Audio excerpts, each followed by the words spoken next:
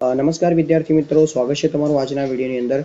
તો દોસ્તો, ગુજરાત ગવર્મેન્ટ દ્વારા ગુજરાત સ્લેટ એટલે કે જીસેટની ઓફિશિયલ નોટિફિકેશન ઘણા દિવસ પહેલા જ બહાર પાડી દેવામાં આવી છે, પરંતુ આજના આ વિડીયોની અંદર તમારે જીસેટની પરીક્ષા આપતી વખતે કઈ બાબતોનું ધ્યાન રાખવાનું છે, ખાસ કરીને તમારે ઓનલાઈન એપ્લિકેશન કરતી વખતે કઈ કઈ બાબતો જોવાની છે, એની વયમર્યાદા કેટલી છે, તેની ફીસ કેટલી છે, સાથે સાથે તમે કોઈ કેટેગરીમાં આવતા હોય તો તમારે કઈ બાબતોનું ધ્યાન રાખવાનું છે, તમામ પ્રકારની જે માહિતી છે તે હું તમારી સમક્ષ આજે રજૂ કરીશ। તો ચાલો વધારે સમય ન લેતા આપણે સીધી શરૂઆત કરીએ।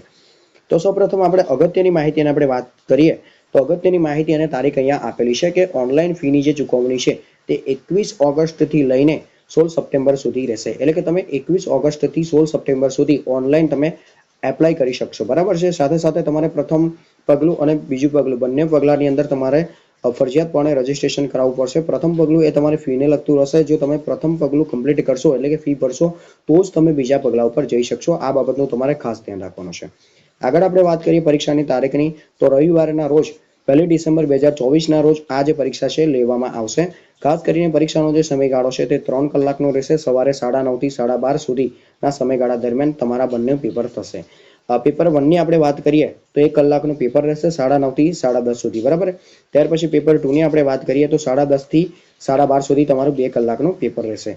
હવે તમે જોઈ શકો છો ઘણી બધી સામાન્ય સૂચનાઓ આપી છે, બહુ બધી સામાન્ય સૂચનાઓ આપી છે। હું જો એક એક કરીને તેને વાંચવા જઈશ તો ઘણો સમય લાગશે, એટલા માટે હું સૂચનાઓ વાંચતો નથી। આ જે બુલેટિન છે તે હું મારા ટેલિગ્રામ ચેનલ ઉપર શેર કરી દઈશ। જો તમારે આ બુલેટિન જોવું હોય અથવા તો તેને તમારે ડાઉનલોડ કરવું હોય તો તમે ટેલિગ્રામ ચેનલ પર જઈને તેને જોઈ શકો છો અથવા તો ડાઉનલોડ કરી શકો છો। તો ટેલિગ્રામ ચેનલની જે લિંક છે તે મેં વિડીયોની નીચે આપેલી છે, તેની મદદથી તમે તેને જોઈન કરી શકો છો। આગળ આપણે સીધા જઈએ તો ખાસ કરીને તમે જોઈ શકો છો કે તમે અનુસ્નાતકની અંદર કયા કયા સબ્જેક્ટની અંદર તમે જીસેટની પરીક્ષા આપી શકો છો। એટલે કે પ્રથમ પેપર તો તમારું સામાન્ય જ રહેશે, પણ બાકીનું બીજું જે પેપર છે તે તમારા મેઇન સબ્જેક્ટને રિલેટેડ હોય છે। એટલે કે તમે માસ્ટરની અંદર અથવા તો પોસ્ટ ગ્રેજ્યુએશનની અંદર તમારો જે મેઇન સબ્જેક્ટ હોય તેને આધારે તમારું બીજું જે પેપર છે તે આવશે અને તેમાં જ તમારે પરીક્ષા આપવાની થશે। તો તમે અહીંયા જોઈ શકો છો 33 જેટલા સબ્જેક્ટની યાદી આપેલી છે, બરાબર। આ જે સબ્જેક્ટ છે 33 જેટલા સબ્જેક્ટ, એની અંદર તમે એપ્લાય કરી શકો છો, બરાબર છે। ખાસ કરીને તમારે તમારા માસ્ટરની અંદર જે મેઇન સબ્જેક્ટ હોય તેની અંદર તમારે એપ્લાય કરવાનું છે। તો આખું લિસ્ટ આપેલું છે 33 સબ્જેક્ટનું, તે તમે અહીંયા જોઈ શકો છો। હવે આપણે પરીક્ષા ફીની વાત કરીએ તો 900 રૂપિયા જનરલ અને ઈડબ્લ્યુએસ વાળા જે ઉમેદવારો છે તેમના માટે રહેશે। સાથે સાથે બેંક ચાર્જીસ અલગથી લેવામાં આવશે। 700 રૂપિયા SC ST અને તે થર્ડ જેન્ડર ઉમેદવાર છે તેમના માટે રહેશે। 100 રૂપિયા જે PWD એટલે કે જે લોકો શારીરિક રીતે માનસિક રીતે વિકલાંગ હોય તેમના માટે 100 રૂપિયા ફીસ રહે છે, બરાબર છે। ફી જમા કરવાની પદ્ધતિ પણ અહીંયા તમને આખી આપેલી છે, તો તમે કઈ રીતે ફી જમા કરાવશો આખી ડિટેલ આપેલી છે ગુજરાતી અને અંગ્રેજી વર્ઝનની અંદર। તમે તેને જોઈને વાંચી શકો છો અને તમે તે રીતે ફોર્મ ભરી શકો છો, ફી ચૂકવી શકો છો, બરાબર। ત્યાર પછી આગળ જોઈએ, અહીંયા પણ ઘણી બધી સૂચનાઓ આપેલી છે, બરાબર છે। જોઈ શકો છો તમે પાત્રતા, લાયકાત એટલે લાયકાતને રિલેટેડ ઘણા બધા માપદંડો આપેલા છે જે તમારે વાંચી લેવાના છે। બધા વાંચવા જઈશ તો વિડીયો ઘણો લાંબો થઈ જશે। આપણે આગળ અગત્યની જે માહિતી છે તે જોઈએ। વય મર્યાદાની વાત કરીએ તો અહીંયા જીસેટની અંદર અરજી કરવા માટે કોઈ વય મર્યાદા નક્કી કરવામાં આવી નથી। એટલે કે તમે ગમે તેટલી ઉંમરના હોવ, ગમે તેટલી ઉંમર તમે ધરાવતા હોય, જો તમારી પાસે પોસ્ટ ગ્રેજ્યુએશન નું સર્ટિફિકેટ હોય, તમે પોસ્ટ ગ્રેજ્યુએશનની ડિગ્રી કરી હોય તો તમે જીસેટ પરીક્ષાની અંદર બેસી શકો છો અને એપ્લાય કરી શકો છો। ત્યાર પછી આપણે વાત કરીએ પરીક્ષા પદ્ધતિની, તો પરીક્ષા પદ્ધતિની અંદર તમને ખબર જ છે કે 2 પેપર લેવામાં આવે છે। પ્રથમ પેપર તમારું સામાન્ય હોય છે જે 100 ગુણનું હોય છે, બરાબર, 50, જેની અંદર બહુ વિકલ્પીય પ્રશ્નો પૂછવામાં આવે છે। જો તમારો એક વિકલ્પ સાચો પડે તો તેના 2 ગુણ। પરીક્ષાનો જે સમયની આપણે વાત કરીએ તો તમને 1 કલાકનો સમય આપવામાં આવે છે। ત્યાર પછી જે બીજું પેપર છે તે તમારા સબ્જેક્ટને રિલેટેડ હોય છે, જે 200 ગુણનું હોય છે, જેની અંદર 100 પ્રશ્નો બહુ વિકલ્પીય હોય છે, જે ફરજિયાત તમારે તેને કરવાના હોય છે, અટેન્ડ કરવાના હોય છે। સાથે સાથે આપણે વાત કરીએ તો 2 કલાકનો તેની અંદર સમયગાળો હોય છે, 10:30 થી 12:30 સુધી પેપર લેવામાં આવશે। ખાસ કરીને આપણે વાત કરીએ તો આમાં કોઈ નેગેટિવ માર્કિંગની પદ્ધતિ નથી। તો દિવ્યાંગ વ્યક્તિઓ માટે પણ ઘણી બધી અહીંયા જોગવાઈઓ કરવામાં આવી છે, બરાબર। જે વ્યક્તિ દિવ્યાંગ હોય તે આને વાંચીને જોઈ શકે છે। ત્યાર પછી આપણે આગળ જોઈએ પરીક્ષાનો જે અભ્યાસક્રમ છે તે।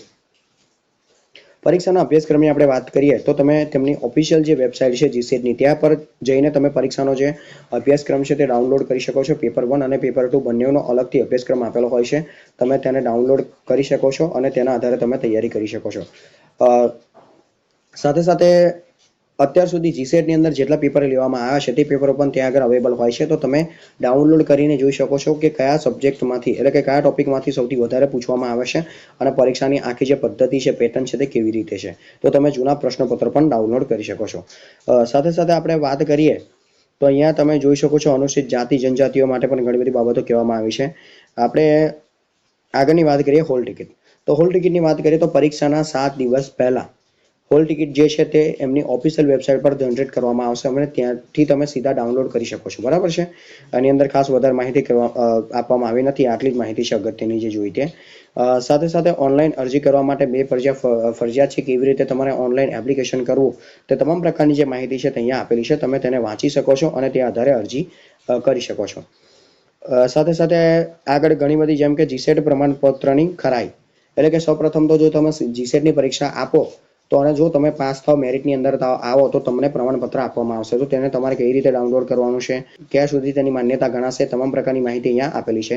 ખાસ કરીને હું તમને અહીંયા એક અગત્યની બાબત કહી દઉં કે પ્રથમ પેપરની અંદર અને બીજા પેપરની અંદર તમારે 40% ગુણ લાવવા ફરજિયાત છે. જો તમે 40% ગુણ લાવશો તો તમે જીસેટની પરીક્ષા પાસ ગણાશે. બાકી તમારી જે પરીક્ષા છે તે તમે ફેલ ગણાશો, એટલે કે તમે ક્વોલિફાયર થયેલા નહીં ગણાવ. ખાસ કરીને બીજી બાબત એ છે કે તમારે જો જીસેટ પ્રમાણપત્ર મેળવવું હોય, એટલે કે જીસેટ પરીક્ષા પાસ કરેલું પ્રમાણપત્ર મેળવવું હોય તો ખાસ કરીને તમારે એમના જે મેરિટ છે તેની અંદર આવવું પડશે. જો તમે મેરિટની અંદર નહીં આવો અને જો તમે 40% લાવીને પાસ થશો તો પણ તમને પ્રમાણપત્ર આપવામાં આવશે નહીં. આ બાબતનું તમારે ખાસ ધ્યાન રાખવાનું છે. આગળ આપણે વાત કરીએ તો ઘણી બધી સૂચનાઓ અગત્યની આપવામાં આવી છે. બરાબર છે, જે તમારે એક એક કરીને વાંચી લેવાની છે. બહુ બધી સૂચનાઓ છે, હું એક એક કરીને વાંચવા જાઉં તો વિડીયો ઘણો લાંબો થઈ જાય, એટલા માટે હું અહીંયા વાંચતો નથી. આ જે બુલેટિન છે તે હું મારા ટેલિગ્રામ ચેનલ ઉપર શેર કરી દઈશ, તો તમે ત્યાં પર જઈને આખું બુલેટિન છે તેને વાંચી શકો છો, જોઈ શકો છો અને સાથે સાથે ડાઉનલોડ પણ કરી શકો છો. તો વિદ્યાર્થી મિત્રો, તમને આ વિડીયો પસંદ આવ્યો હોય તો વિડીયોને લાઇક કરી દેજો. ચેનલ પર નવા હોય તો ચેનલને સબસ્ક્રાઇબ જરૂર કરી લેજો. સાથે સાથે વિડીયોને પોતાના સાથી મિત્રો સાથે શેર પણ કરી દેજો. તો ચાલો મળીએ એક નવા ટોપિક સાથે, એક નવા વિડીયોની અંદર. ત્યાં સુધી જય હિન્દ, જય ભારત.